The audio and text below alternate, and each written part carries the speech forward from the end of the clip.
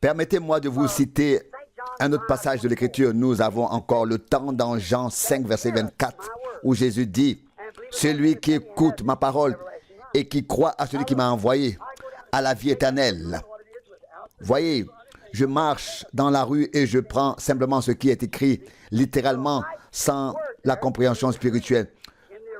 Le mot juste en grec dans l'original signifie celui qui comprend ma parole. Voyez,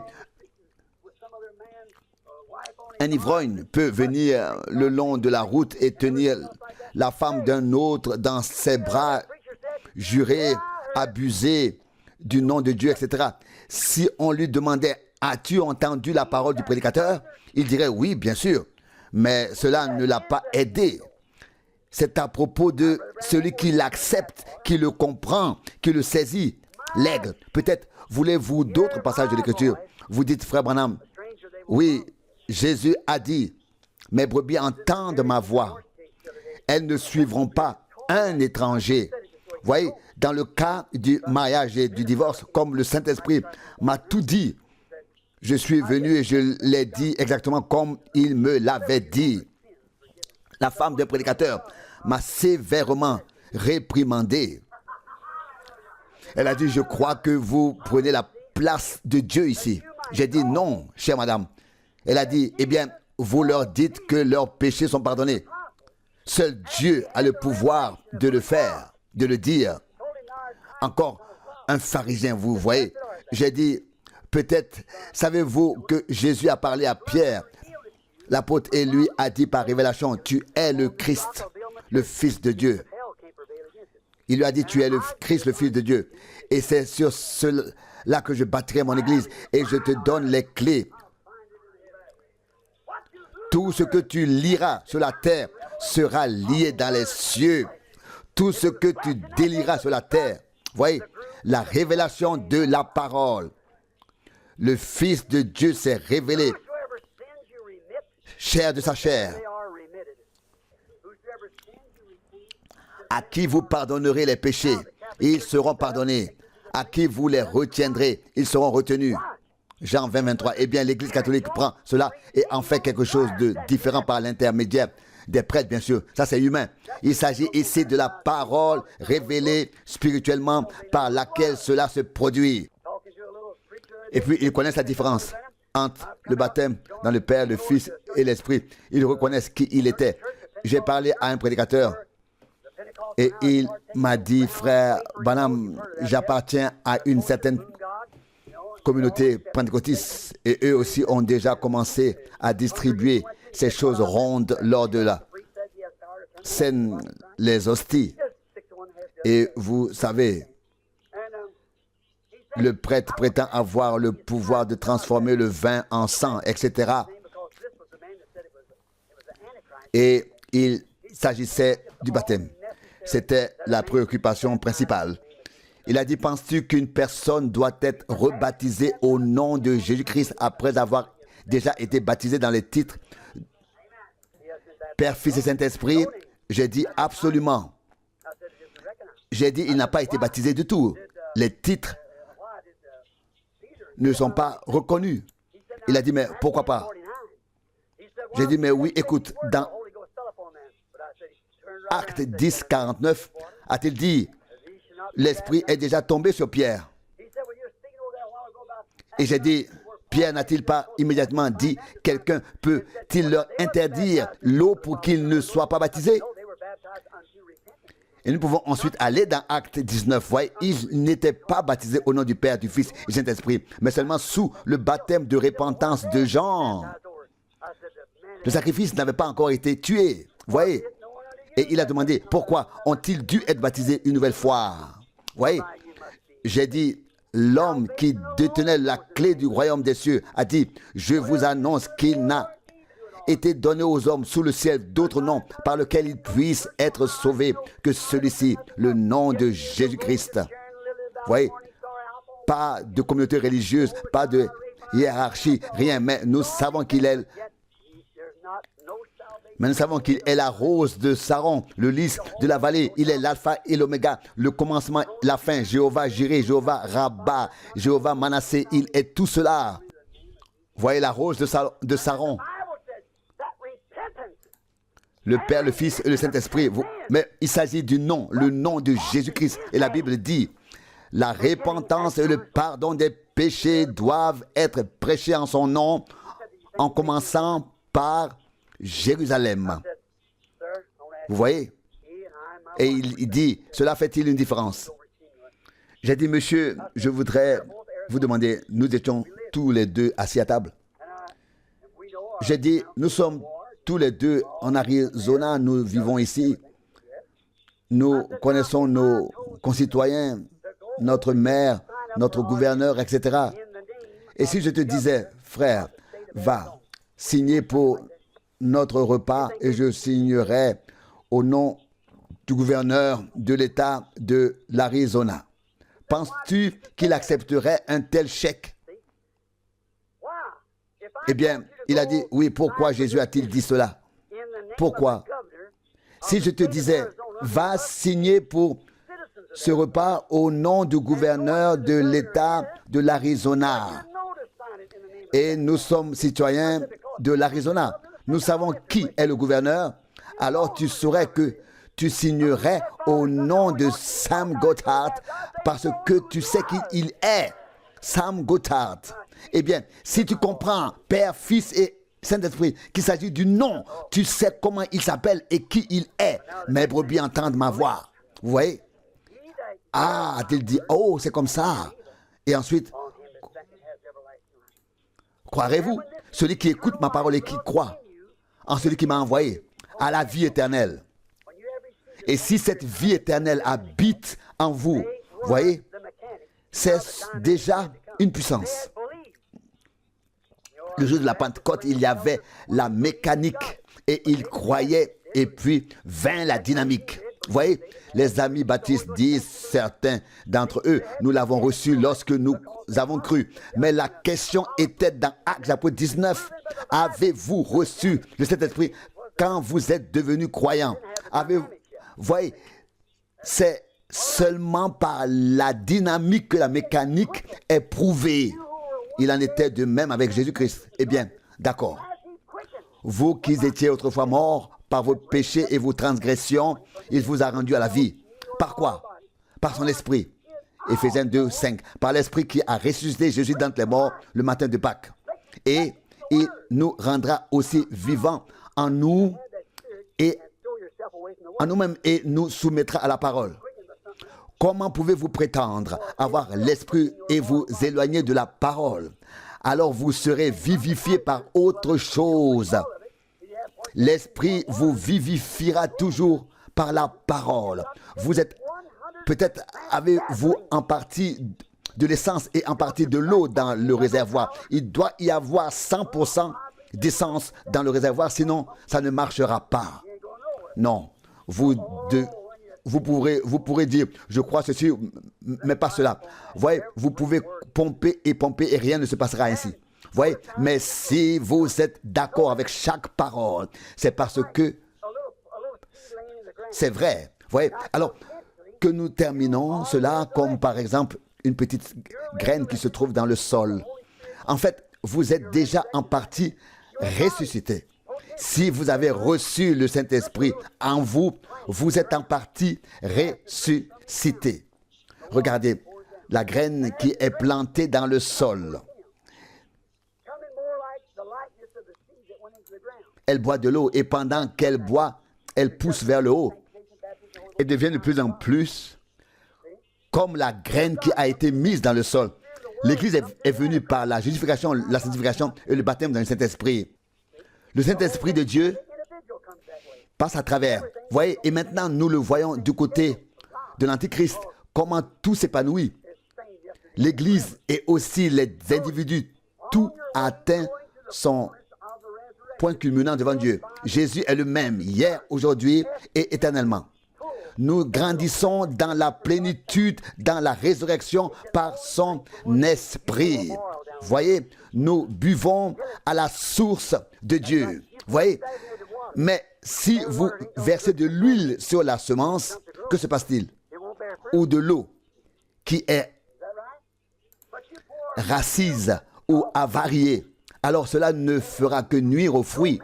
Est-ce vrai? Mais si vous prenez de l'eau de pluie vraiment propre et que vous arrosez les plantes, laissez l'eau venir du ciel. Rien ne sera meilleur que l'eau claire.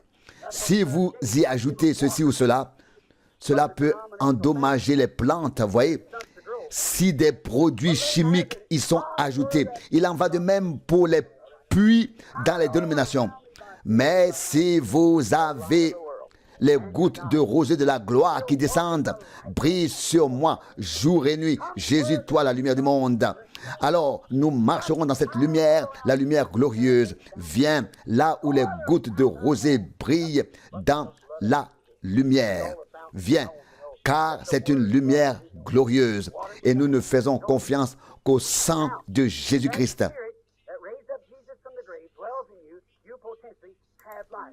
Vous voyez, qu'est-ce qui se passe avec votre esprit? Il est écrit, si l'esprit qui a ressuscité Jésus d'entre les morts habite en vous, vous êtes déjà en partie ressuscité et conduit par l'esprit. Mais il se manifeste de plus en plus. Vous voyez, à la Pentecôte, leurs corps ont été rendus vivants.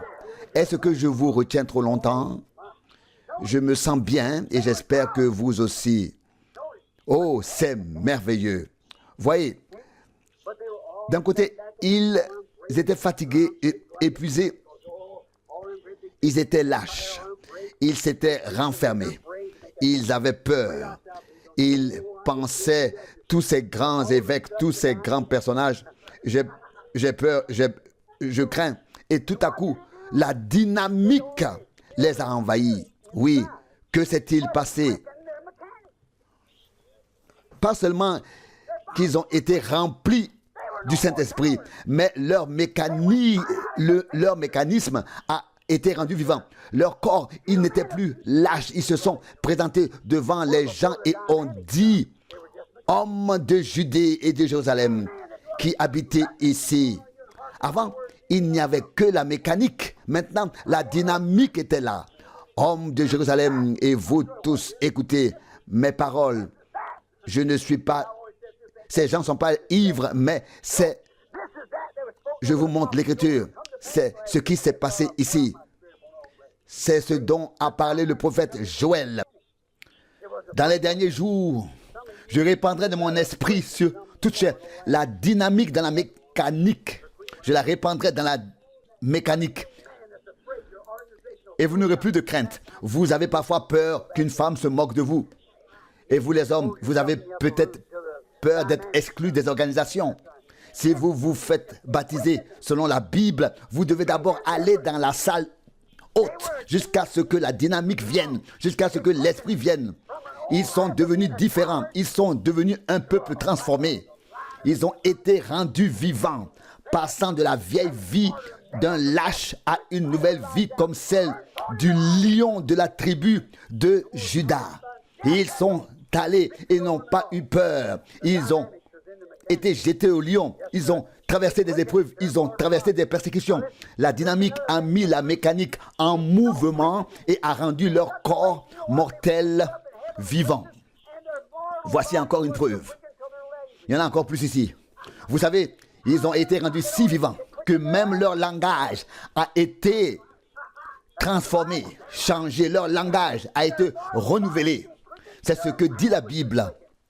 Voyez, leurs corps ont été rendus si vivants, leur voix a été rendue vivante, leur esprit a été rendu vivant, leur vie a été rendue vivante. Ils ont été rendus tout à fait vivants. Ils voulaient parler des langues humaines et ils ne le pouvaient pas. Puis ils ont commencé à parler dans d'autres langues, dans une langue céleste. Voyez, si l'esprit qui a ressuscité Jésus d'entre les morts habite en vous, oh alléluia, alors il rendra la vie à vos corps mortels. Vous ferez des choses que vous ne pouviez pas faire auparavant. C'est une puissance vivifiante. Vous voyez? Et quand on dit viens ici et tais-toi, on dit taisez-vous, taisez-vous. Vous êtes des aigles. Vous savez où est votre place. Vous n'êtes pas des faucons. Vous n'êtes pas des buses. Non, ils se sont nourris de choses mortes. Non, vous vous élancez. Ils disent, voici un bon repas. Vous dites, pas pour moi. Non. Votre désir a changé. Votre appétit a changé. L'homme ne peut pas vivre de choses du monde, mais de chaque parole qui sort de la bouche de Dieu. Elle est rendue vivante pour tous les aigles. Amen. Il a ressuscité le Christ d'entre les morts et vit dans votre corps mortel. Vous vivez en sa présence. Voyez, vous devez le reconnaître. Vous n'êtes pas des buses, vous êtes des aigles. Fini les choses du monde, vous êtes les fils et les filles de Dieu. Voyez, vous avez une fête à la source de Dieu. Les choses du monde sont finies. Vous êtes des aigles. Vous avez la manne fraîche. Voyez, et vous devez être rendu vivant pour en avoir l'appétit. Voyez, lorsqu'ils ont été rendus vivants, ils ont parlé dans de nombreuses langues sous le ciel. Voyez, oh, ils n'ont pas dit, je ne sais pas si je peux y croire ou non. Tout à coup, l'audace du lion de la tribu de Juda est entrée en eux. Cet aigle est venu et a appelé les siens. Et ils l'ont suivi. Voyez, et il y en aura d'autres qui donneront leur vie pour cet évangile du Saint-Esprit. Cela se manifestera dans l'épouse. La puissance vivifiante viendra. Sortez des dénominations et des statues mortes pour la parole vivante du Dieu vivant, pour une nouvelle vie. Une nouvelle vie. Regardez, faites attention. Ils ont été rendus si vivants par cette puissance vivifiante. Écoutez bien, je veux vous montrer quelque chose. La puissance vivifiante n'était pas seulement dans leur âme, non. Le dynamisme est entré pour animer la mécanique. Vous voyez ce que je veux dire? Soudain, ils se mirent à parler d'autres langues. Ils étaient tellement vivifiés par la puissance de résurrection de Jésus-Christ qu'ils imposaient les mains aux malades. Et quand ils les posaient sur les malades, ceux-ci guérissaient. Je rendrai la vie à vos corps mortels. Et les malades ont été guéris par l'imposition des mains.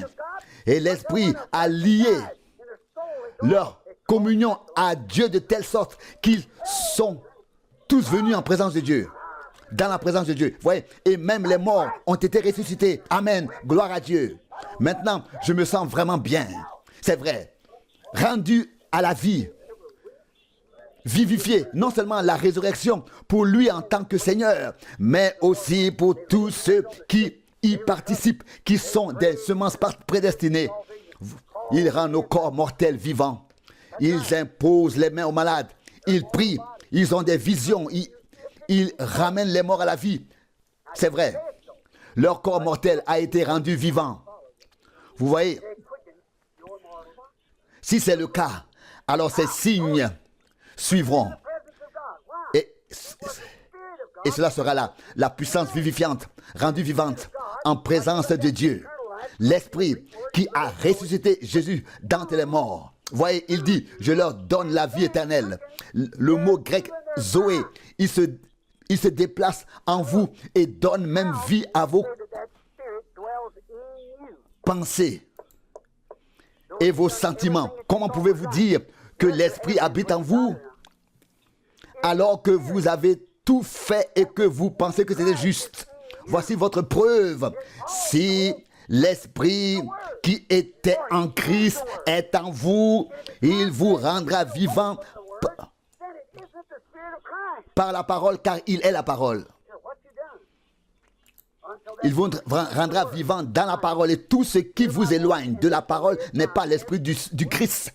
Faites attention à ce que vous faites, jusqu'à ce que vous soyez transportés dans la parole. Mes brebis entendent ma voix et elles vivent à travers chaque parole. J'ai parlé à ma vieille mère qui est déjà partie. C'était une femme étrange, à moitié indienne. mais c'était quelqu'un qui ne rêvait presque pas, peut-être 3 ou 4 rêves dans toute sa vie, mais chaque fois ce rêve se réalisait. Je sais que lorsque j'ai commencé à prêcher il y a de nombreuses années, je prêchais ici, dans cette communauté religieuse, et elle a rêvé que je me tiendrais ici et que je verrais 3 marches à côté de l'estrade, et je leur ai dit, vous devez monter ces 3 marches avant de pouvoir monter sur le chemin élevé. Et ce chemin menait aux portes du ciel, aux portes de perles.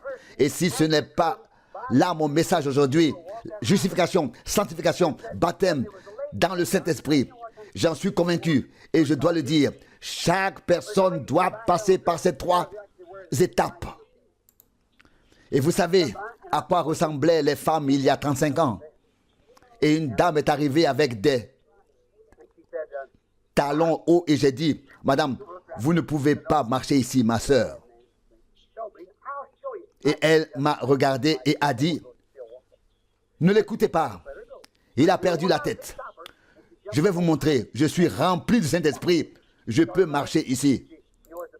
Et je n'ai pas pu l'arrêter. Elle est montée et a marché, s'est retournée et a dit aux autres sœurs, ne vous ai-je pas dit que je pouvais marcher ici? Et comme le dit le prophète Ésaïe, elles ont étendu leur cou.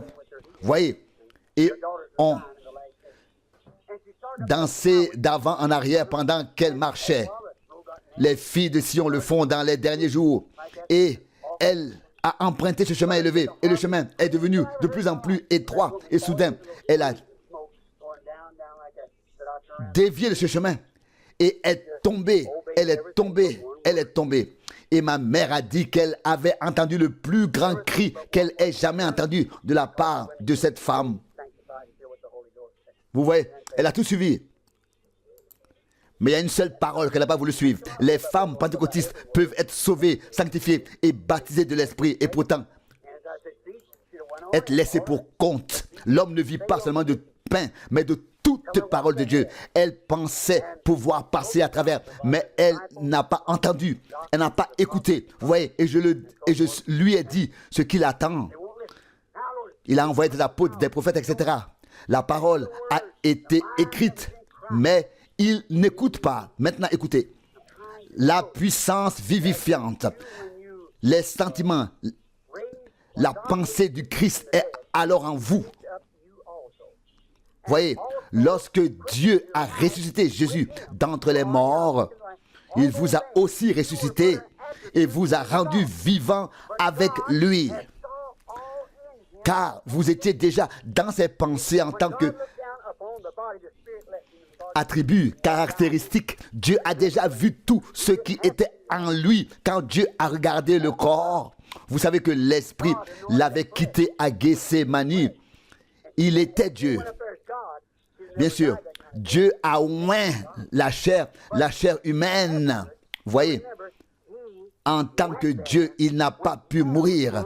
Il n'aurait pas eu besoin de le faire. Mais voyez, il est allé là-bas avec vous en lui-même. Vous voyez, Dieu n'avait pas encore retiré l'épouse de l'époux jusque-là. Lorsque Dieu a regardé le corps du Christ, c'est arrivé. Tous ont été rachetés dans ce seul corps. Ils ne font qu'un. C'est la même chose, la même parole. La même parole qui parlait de l'époux parle de l'épouse. Comment l'épouse peut-elle échouer et ne pas tout manifester comme l'a fait l'époux? Il est même ressuscité des morts pour que l'épouse puisse faire de même. Ne l'a-t-il pas dit? Ne doit-il pas revenir? Malachie ne doit-il pas se manifester? Et toutes les choses qui ont été prédites jusqu'à ce que nous puissions entrer dans ces choses, entrer pleinement dans la parole. Je sais que je vous retiens longtemps, mais je vais bientôt en finir. Quelle chose parfaite! Faites attention. Mais Dieu a a vu à l'avance l'épouse dans l'époux. Alléluia. Voyez, pour sauver sa femme, comme Adam, il a dû aller avec elle. Adam savait ce qu'il faisait. Ève ne savait pas ce qu'elle faisait. Mais Adam sortit avec sa femme. Jésus a pris la place de sa femme et a été fait péché pour elle. Il est devenu elle, afin qu'elle puisse devenir lui. Il a pris votre place afin que vous puissiez prendre la sienne. Quel amour, quelle communion. Comment pourrions-nous ne pas l'aimer? Continuons. Eh bien, l'expérience de la Pentecôte aujourd'hui et la venue du Saint-Esprit, promis pour ces derniers jours, c'est comme un contrat notarié pour une fortune. Vous voyez, vous avez l'affaire là, mais vous devez faire attention à ce que quelqu'un d'autre ne la prenne. Mais au moment où vous avez le contrat entre vos mains, peu importe combien de personnes seraient encore intéressées par l'affaire, vous avez le contrat. Et un homme qui dit qu'il croit en la parole, et puis la parole est une chose et l'esprit est la compte pour l'autre. Et tout ce qui y est promis vous appartient. Déjà, le contrat a été conclu avec vous. Lorsque le Saint-Esprit viendra sur vous, l'affaire deviendra définitive, entre en vigueur et vous appartient. Voyez, vous êtes né de nouveau. Vous n'êtes plus coupable de péché. Vous avez cru et le Saint-Esprit est venu et a confirmé que tout, que je l'ai fait, mon père, ma grand-mère, mes enfants ou qui que ce soit d'autre, mais quand cet acompte divin arrive, tout est pardonné. Alors, vous avez quelque chose entre les mains. Amen. Et aussi certain que l'Esprit a ressuscité Christ d'entre les morts, c'est aussi certain qu'il fera revivre nos corps mortels. Il les vivifiera en nous donnant le même Saint-Esprit comme il a promis pour les derniers jours. Comme c'est merveilleux, mes frères, comme c'est glorieux d'être racheté par le sang de Jésus-Christ. Et le Saint-Esprit vient confirmer que Dieu nous a acceptés dans sa grâce en raison de la prédestination. Qui peut encore me faire peur? La vie éternelle, il a les clés de la mort et de l'enfer. Même la mort ne peut pas vous faire de mal. Bon, continuons rapidement. Même la mort est finie, est réglée, tout est fini. Gloire. Oh, je me sens bien. Oh, un acompte, une preuve. Savez-vous ce que cela signifie, mes frères? Rien ne peut vous l'enlever. Amen. Je suis propriétaire. Amen. Voyez, j'ai le titre de propriété. Voyez, et j'ai la certitude d'avoir été crucifié avec lui, d'être mort, d'avoir été enterré, enseveli et d'être ressuscité. Et il est devenu, il a été fait péché pour que je puisse devenir un fils. Et alors, ces signes accompagneront ceux qui auront cru. Bon, peut-être encore 10 minutes. Voyons rapidement comment l'Esprit vivifie pour que vous compreniez. Cette puissance vivifiante est mon sujet. Voyez ce qui leur est arrivé à la Pentecôte. Comment cette puissance vivifiante a agi. Faites attention à ce qui est arrivé à Étienne. Étienne ressentit la puissance qui vivifie. Il en était rempli. Il n'avait pas peur. Il a dit, vous êtes incirconcis de cœur et d'oreille. Vous résistez au Saint-Esprit comme vos pères l'ont fait. Actes apôtres 7, 51. Lequel de vos prophètes vos pères n'ont-ils pas lapidé ou tué? Il était plein de puissance de résurrection. Ils voulaient se débarrasser de lui, ils l'ont lapidé. Et les pierres lui sont tombées dessus. Mais il vit le ciel ouvert. Il y avait une puissance de résurrection. Il dit, je vois le ciel ouvert et Jésus, ou le Fils de l'homme à la droite de la majesté. Quelqu'un d'autre qui avait cette puissance qui vivifie. Philippe, il avait une grande réunion en Samarie. Des démons ont été chassés, des malades ont été guéris. Et l'Esprit lui a parlé. Oh, la dynamique est descendue et a dit, quitte le réveil. Oui, que diront les prédicateurs? Cela n'a pas d'importance. Il était plein d'une puissance qui vivifie. Il avait de l'essence dans le réservoir. Le dynamisme était là. Va dans le désert. Et il trouva l'eunuque et le baptisa au nom de Jésus-Christ. Un homme qui a porté le message ensuite en Éthiopie. Il était obéissant à Dieu. Si vous n'êtes pas encore baptisé au nom de Jésus-Christ, faites-le. Voyez, Étienne fait cette grande chose et ensuite Philippe et tous les autres. Voyez, il était obéissant ici au commandement de Dieu. Il a quitté la grande réunion et est allé baptiser cet eunuque en obéissant à Dieu. Et il était si plein de puissance de résurrection qu'il a été enlevé par cette puissance d'un endroit et amené à un autre.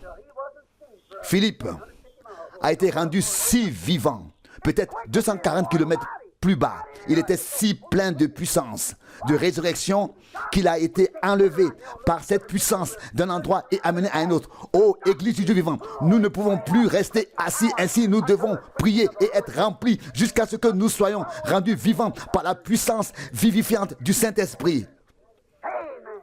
Amen. Oh, pardon. Voyez, si nous voulons entrer dans l'enlèvement, voyez,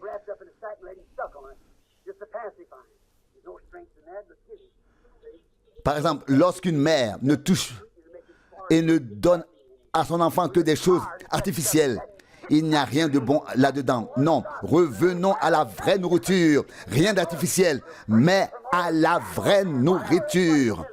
Vous êtes libre, quoi que les gens disent de vous ou contre vous, vous êtes libre. La puissance qui vivifie, vous vous élevez comme un aigle au-dessus de tout. Vous êtes transporté dans les lieux célestes avec Jésus-Christ. Oh Philippe, rendu à la vie.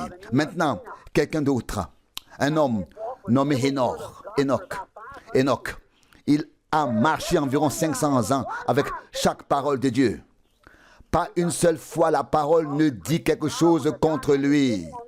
Il était tellement rempli de la puissance qui vivifie. Il n'avait pas besoin de mourir. La dynamique est venue dans la mécanique et il a été enlevé. Voyez, les autres pensaient qu'il était un vieil homme. Mais la puissance de la résurrection produit tout. Elle rendra vos corps mortels vivants. C'est une puissance vivifiante. Je fais tout ce que Dieu me dit. J'exécute tout ce qu'il me commande. Plein de la dynamique dans la mécanique, de sorte que cela se produit à l'instant même. Et il quitta la terre et fut élevé, enlevé. Genèse 5, 24. Maintenant, faites attention. Élie, le grand prophète, un homme de son temps. Veuillez m'excuser, frères et sœurs. Il a dû mener son combat contre les femmes fardées, maquillées, contre les Jézabel, contre les Akab. Et il semblait que personne ne le soutenait et il se tenait là comme s'il allait être englouti. Mais un jour, il se fatigua. Il devint vieux. Il dit, je ne peux plus continuer. Je n'en peux plus. Mais alors, la puissance qui donne la vie, qui vivifie, est venue sur lui, est venue en lui. Il regarda au-delà du Jourdain. Oh, mon Dieu, je peux déjà voir l'autre côté.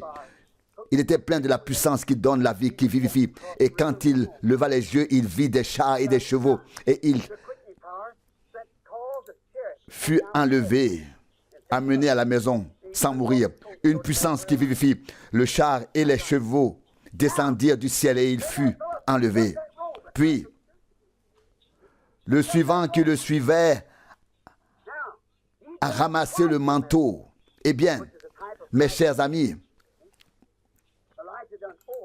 vous, Église, il a fait 2 fois plus de miracles. Élisée, un signe pour le Christ et pour l'Église. Voyez, il avait une double mesure. Jésus a dit, Jean 14, 12, vous ferez les choses plus grandes, vous ferez des choses plus grandes que ce que j'ai fait. Il était tellement plein d'une puissance qui vivifie.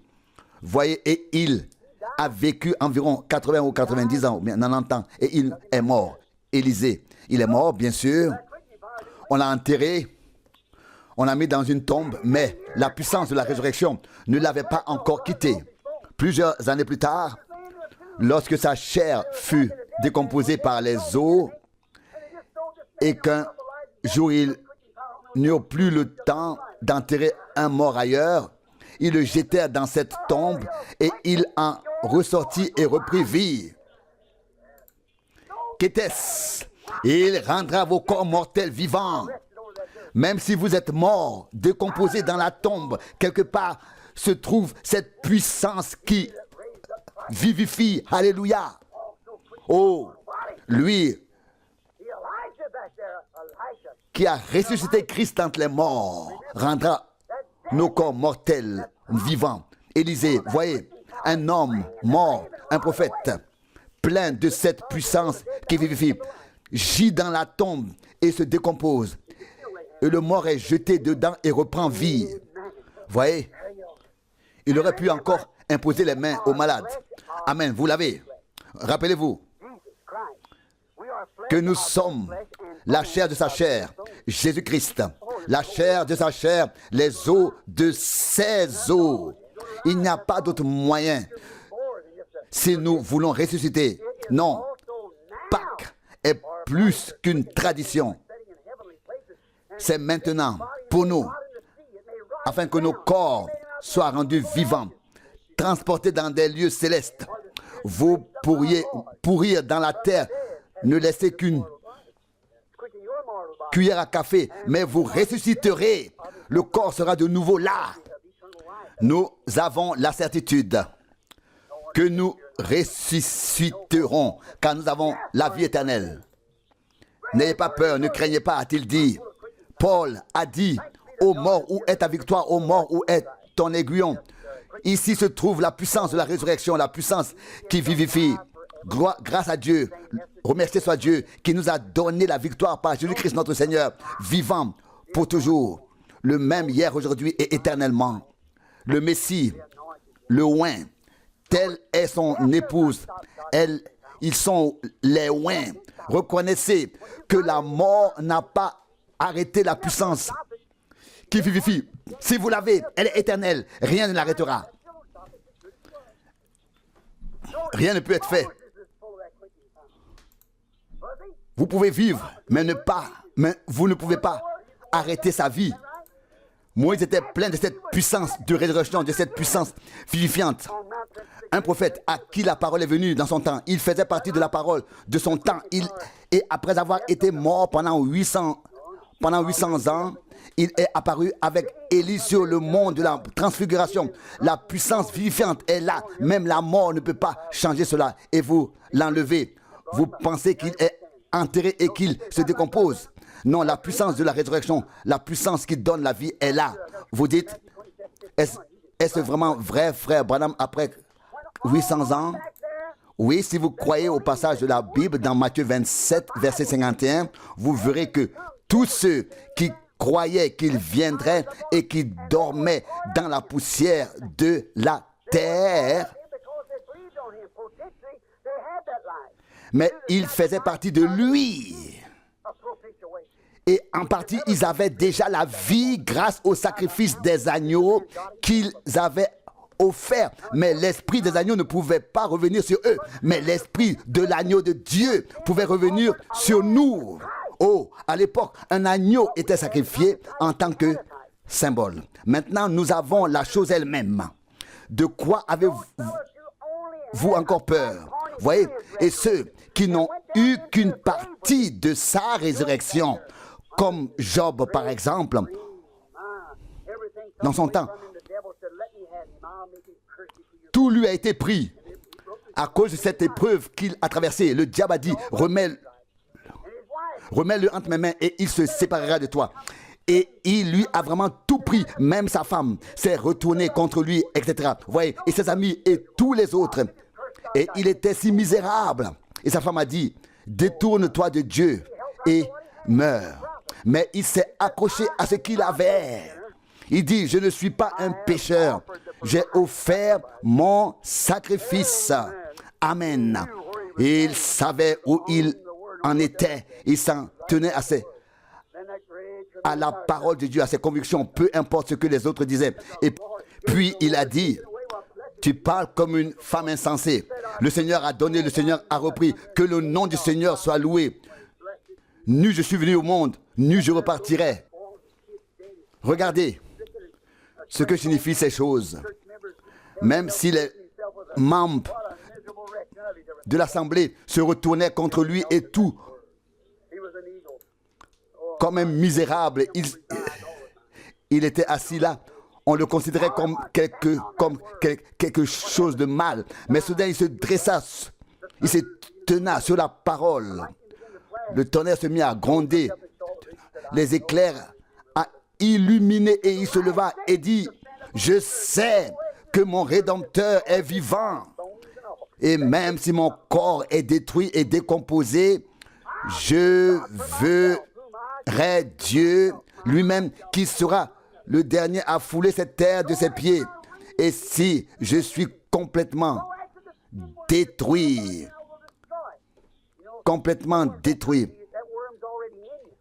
vous savez, il parlait des vers qui viennent dans les corps.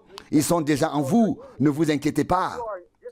Voyez, vous faites déjà partie de la chose. Et quand Job a dit, même si les vers me détruisent, je verrai Dieu dans ma chair. Gloire, alléluia.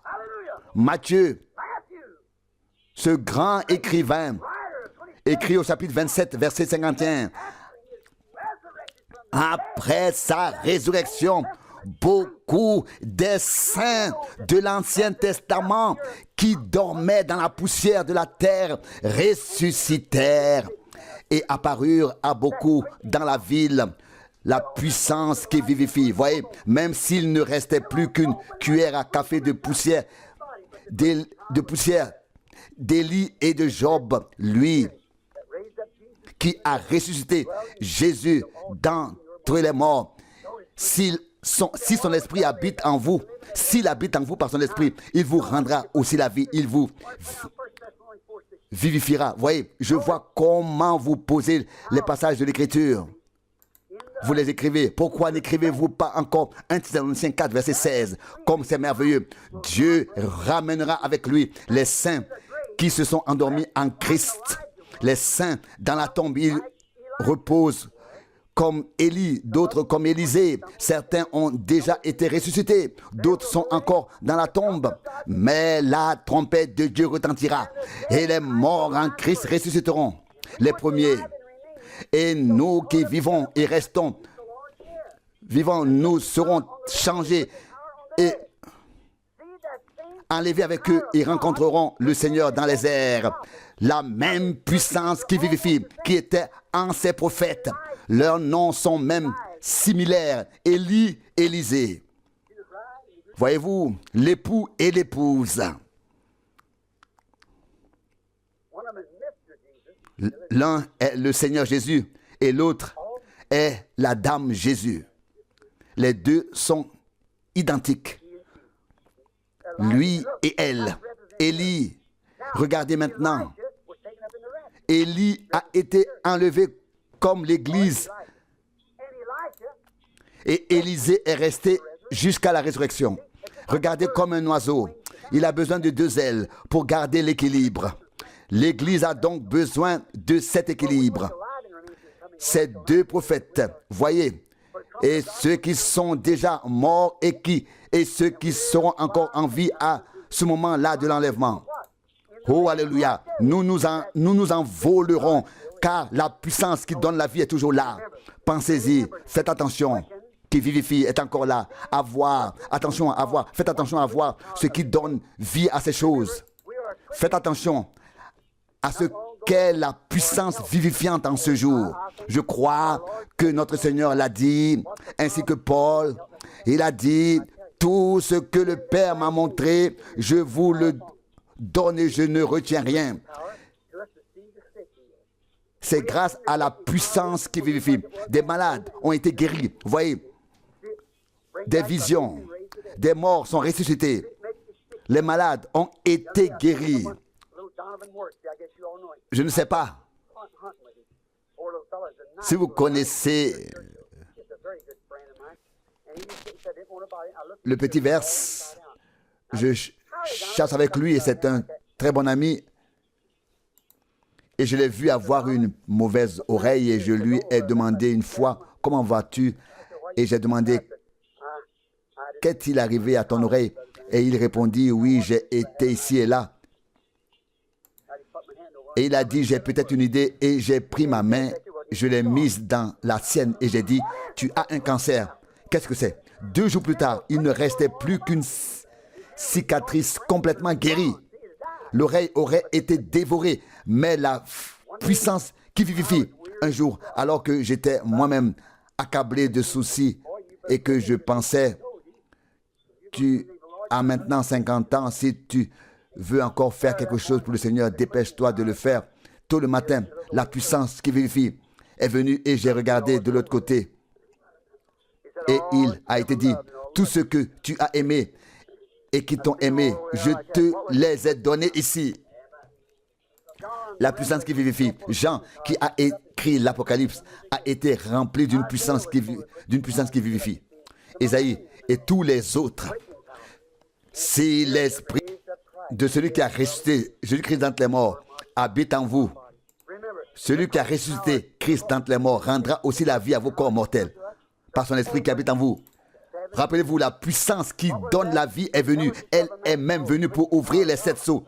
Est-ce l'intelligence d'un homme? Non, la puissance qui vivifie, la puissance vivifiante de Dieu, la puissance vivifiante de Dieu, c'est elle qui a prédit des choses.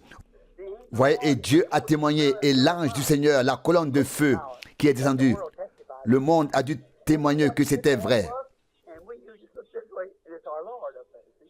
Ils ne savaient pas ce que c'était. Et nous regardons l'image et voyons notre Seigneur. Voyez, il est le sceau, car toute la parole de Dieu est le Christ. Et le Christ est le sceau. Voyez, lorsqu'il a été ouvert, révélé, dévoilé. Voyez, et les sept anges de l'Église, ils sont là. Ils sont dans cette image. Ils sont dans sa main droite. Ici, nous le voyons comme le juge final, l'alpha et l'oméga, le premier et le dernier. Quelle démonstration! Puissance vivifiante. Oh, qu'elle revienne. Elle nous fait passer de la mort à la vie. Elle nous permet de distinguer ce qui est mal, ce que vous êtes censé avoir fait, ce que vous n'êtes pas censé avoir fait. Tout cela vous sera révélé. Notre Seigneur Jésus était si plein de cette puissance qui vivifie. Il en était plein. Il a dit, détruisez ce corps et je le ferai ressusciter dans trois jours. Détruisez ce corps, ce temple, et je le reconstruirai dans 3 jours. Il savait que cela était écrit à son sujet. C'était une prophétie, la parole de Dieu qui ne peut pas faillir. La parole disait, je ne permettrai pas que mon sein voie la corruption, ni que son âme reste dans le séjour des morts. Il savait que la puissance qui vivifie le ferait sortir de là. Pas une seule cellule de son corps ne pouvait être détruite. C'était une prophétie, la parole de Dieu. Et si c'est la prophétie de la vraie parole de Dieu, elle ne peut pas échouer. Et comme il est tel qu'il est ressuscité, nous sommes déjà ressuscités avec lui. C'est pourquoi il a dit, ne craignez pas. Il est écrit, lorsque l'Esprit qui était en lui sera en nous, il vivifiera nos corps mortels. N'ayez pas peur, mes amis. Le Fils est venu, ne craignez rien. Regardez la transfiguration. Voyez, là était Élie et là se tenait Moïse. L'un représentait un groupe, l'autre. Voyez ce que nous voyons ces derniers jours, les choses qui sont promises, Jean 14, 12, certainement. Ah, les gens disent, prétends-tu avoir de la puissance? Non, nous prétendons seulement être sur la montagne de la transfiguration. Voyez comment ils étaient là sur le mont de la transfiguration. Ils ne disaient pas, Moïse, tu es ceci et cela, et moi je suis ceci et cela, et ainsi de suite. Non, pas du tout. Ils voyaient Jésus glorifié. Ils ne voulaient rien de plus. Et ils voyaient Jésus transfiguré. Nous ne voulons pas être des personnes importantes. Et ce que les gens disent de nous ne nous préoccupe pas. Cela ne nous concerne pas. Il ne s'agit pas de notre vie, mais de la sienne. Pas de notre puissance, mais de la sienne. Et nous voulons qu'il soit glorifié et qu'il soit glorifié par nous à travers sa résurrection, comme cela s'est produit autrefois. Avez-vous compris? Notre désir n'est pas d'être honoré, ni d'être quelqu'un d'important, ni de faire quoi que ce soit dans la réunion, dans l'assemblée, d'enseigner à l'école du dimanche ou quoi que ce soit d'autre, ni de faire des pique-niques ou ceci ou cela. Notre désir est de le voir, lui, glorifié, pas par quelque chose qui nous est propre, mais en apportant la preuve dans notre vie qu'il peut vivre à travers nous, que je peux me retirer et que vous ne me verrez plus, mais que vous verrez seulement Jésus glorifié. C'est notre désir sincère et cela nous donne une puissance qui vivifie. Nous sommes avec lui, la chair de sa chair, son épouse. Et nous voyons en nous le même message confirmé, à savoir qu'il est maintenant aussi le ressuscité d'entre les morts. Personne ne peut nous contredire. Nous sommes rachetés par lui et ressuscités avec lui. C'est cela, Pâques, d'être ressuscités avec lui. Maintenant, nous avons son esprit. Le contrat, tout est entièrement payé. J'espère que vous comprenez. Ce n'est pas fait maintenant, c'est déjà fait. C'est accompli. Ce n'est pas moi qui le fais, il l'a fait pour moi. Maintenant, vous dites, oui frère Branham, quoi qu'on dise de toi et tu es tellement déformé par les gens, cela n'a aucune importance. Ce qu'on dit de moi, ça n'a aucune importance. Il le sait, je veux me retirer pour qu'il puisse lui-même le faire et être tout. Vous êtes destinés à cela. Tout ce que le Père m'a donné viendront avec cette preuve qu'il a donnée. Oh, comme c'est merveilleux. Oh, ce matin de la résurrection. Quand les cordes de la mort seront rompues et que nous en sortirons, alléluia, ressuscités. Nous sommes devenus une partie de lui. Ça, c'est le mystère révélé de Pâques, la vie après la mort. Nous qui étions autrefois morts dans le péché et la transgression, nous sommes maintenant rendus à la vie. Le sceau de Pâques a brisé le sceau romain, car c'est là-bas que le sceau a été brisé et s'est révélé. Et Dieu, par son esprit, a même révélé et ouvert les sceaux maintenant et nous a rendus vivants. Oh, page après page. Maintenant, il chante. Nous devons ressusciter. Alléluia. Amen. Nous ressusciterons au matin de la résurrection. Ce matin où les barrières seront brisées, nous ressusciterons. N'êtes-vous pas heureux? Je suis si heureux. Il y a si longtemps dans une cabane à charbon. J'ai vu une nouvelle. J'ai expérimenté cela. J'ai vécu cela. Je devins une nouvelle créature, naître de nouveau par la puissance vivifiante. Le Fils s'est levé. J'ai raconté l'histoire d'un pêcheur. Il pêchait sur la côte ouest. Et vous savez que l'on y pêche surtout le saumon. Avec son frère Eddie Biskel et d'autres qui avaient déjà pêché là-bas. Mais c'était sans doute un songe que cet homme avait, qu'il était simplement poussé par le courant et il s'est énervé et a dit « Nous allons être poussés vers la mer ». Et quelqu'un d'autre a dit « Assieds-toi et reste calme. Tu ne sais pas de quoi tu parles. Laisse d'abord le soleil se lever. Alors nous saurons où nous sommes. » Voyez, si vous êtes méthodiste, baptiste, attendez que le soleil se lève. Alors vous verrez où vous vous trouvez. Il est la parole. Voyez, jusqu'à ce que la parole soit manifestée.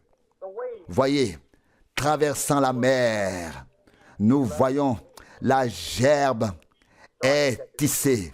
Je suis désolé de vous avoir fait attendre si longtemps. Combien d'entre vous restent pour la soirée? Vous pouvez revenir à 7h30. Inclinons la tête.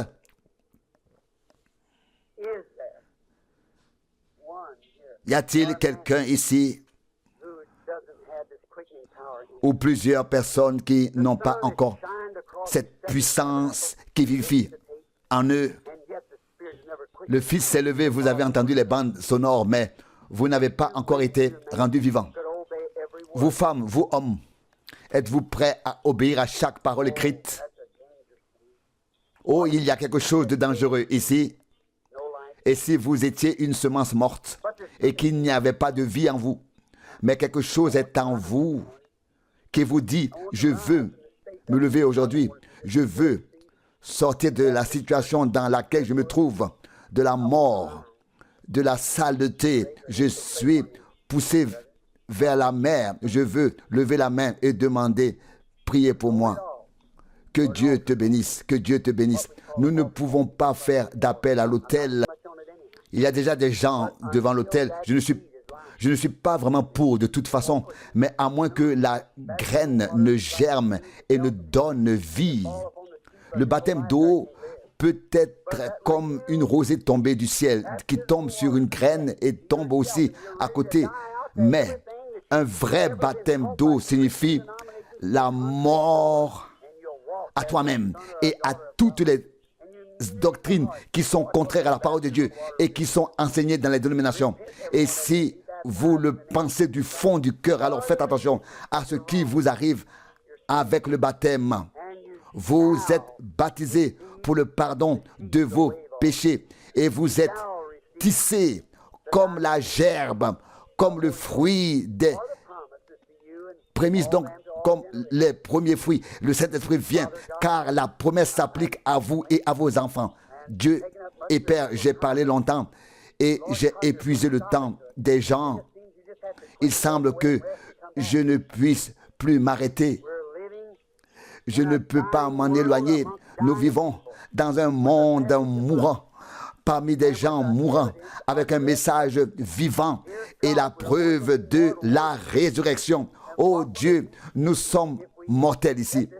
Mais que se passera-t-il si nous laissons passer cette occasion? Nos âmes sont bouleversées. Beaucoup entendent ce message. 200, 300 ont levé la main. Ils veulent croire. Comment pourrait-il lever la main ainsi? Oh Dieu, ce moi, cette femme de Job qui se tient là. Mais Seigneur, laisse entrer ce Job, ce croyant aujourd'hui. Qu'il meure et soit enterré entièrement comme lors du baptême. Que la rosée du ciel vienne, que chaque péché soit pardonné et effacé. Vous avez été baptisés au nom de Jésus-Christ pour le pardon de vos péchés. Au nom de Jésus-Christ. Père, Que ce soit ainsi, que les malades sortent guéris, que les infirmes fassent l'expérience de la puissance du Saint-Esprit et soient guéris, et qu'ils soient guéris, lavés et purifiés, et que ceux qui ont la mécanique, qui reçoivent la dynamique, rendant leur corps mortel vivant. Alors nous serons de véritables fils de Dieu, un amour véritable. Nous aurons tout et vivrons et un Christ ressuscité, un corps réuni en tant qu'épouse, le représentant ici sur terre. Je n'ai prêché que la parole. Acceptez-la. Je prie au nom de Jésus. Amen. L'aimez-vous? N'est-il pas merveilleux? Êtes-vous satisfait de votre part de la résurrection de Pâques? Vous êtes inclus, cher enfant, comme Paul ou Jean l'auraient dit. Mais l'amour, je vous aime. J'ai traversé des chemins tumultueux pour venir ici, pour vous parler. Je suis venu du désert à travers les tempêtes de neige. Je suis venu en avion pour que nous puissions être ici. Nous nous aimons, nous faisons partie les uns des autres. Ne laissez jamais Satan vous dire le contraire. Nous sommes liés les uns aux autres. Nous sommes des membres et ensemble, nous sommes des citoyens de son royaume et nous avons part à la résurrection. Et maintenant, vous êtes déjà ressuscités. Quand Dieu l'a ressuscité, il vous a ressuscité. Maintenant, vous allez entrer dans une vie de floraison parfaite en ces derniers jours. Vous l'avez déjà en partie. Votre âme est déjà transformée, changée. Votre corps est soumis à l'obéissance et la parole est dans l'Église et la vie est dans la parole. Vous êtes rendus à la vie. C'est Pâques avec Jésus. Pâques avec Jésus et toi. Pâques avec toi et moi. Nous tous, Jésus, toi, moi, nous sommes ressuscités ensemble et nous ressusciterons au dernier jour. Même si ce corps est enseveli dans la poussière, qu'il soit au fond de la mer ou ailleurs, non, tout ce qui est mort ressuscitera. Rien ne peut nous séparer de l'amour de Dieu que nous aimons si profondément. Que Dieu vous bénisse. Je vous ai tenu en haleine pendant longtemps, y compris ceux qui ont suivi la retransmission. Je n'ai pas pu m'arrêter en 1 heure. Et si le Seigneur le veut, je reviendrai ce soir pour que nous puissions parler ensemble.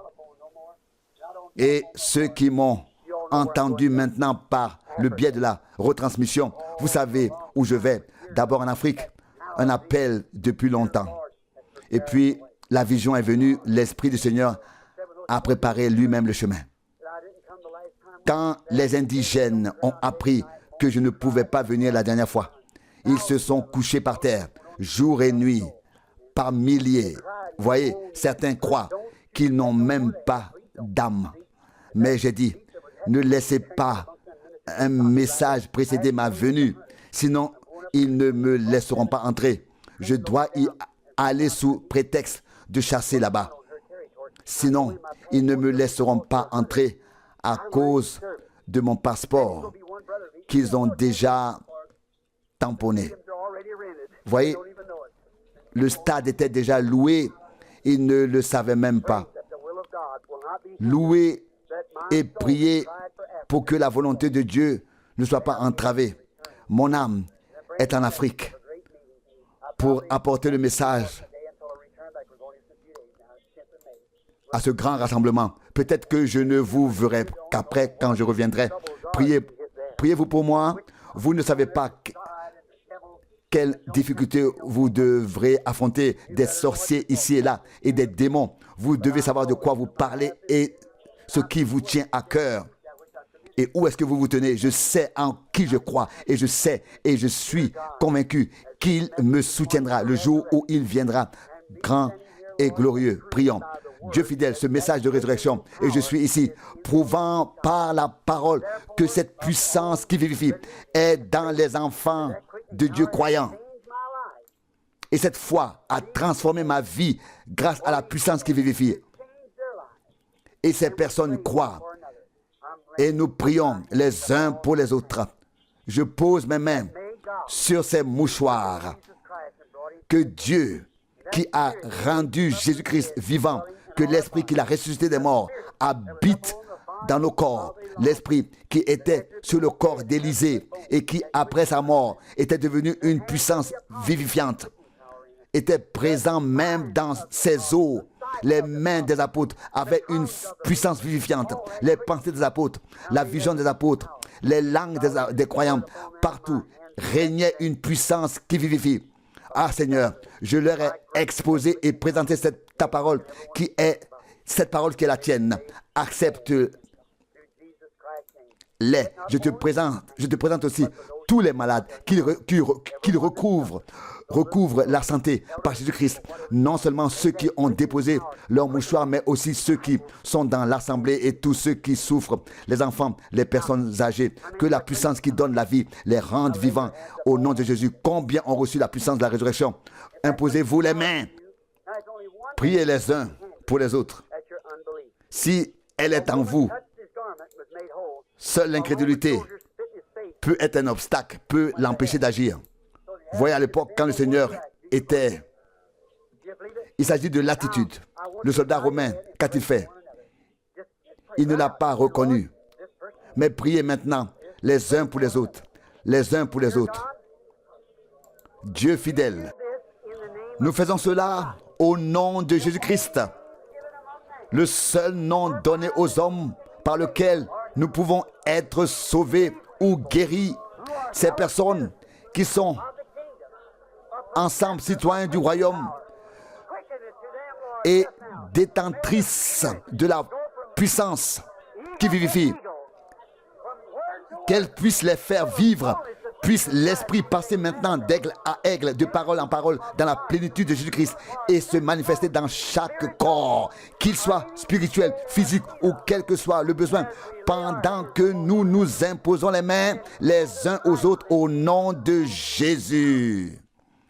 Amen.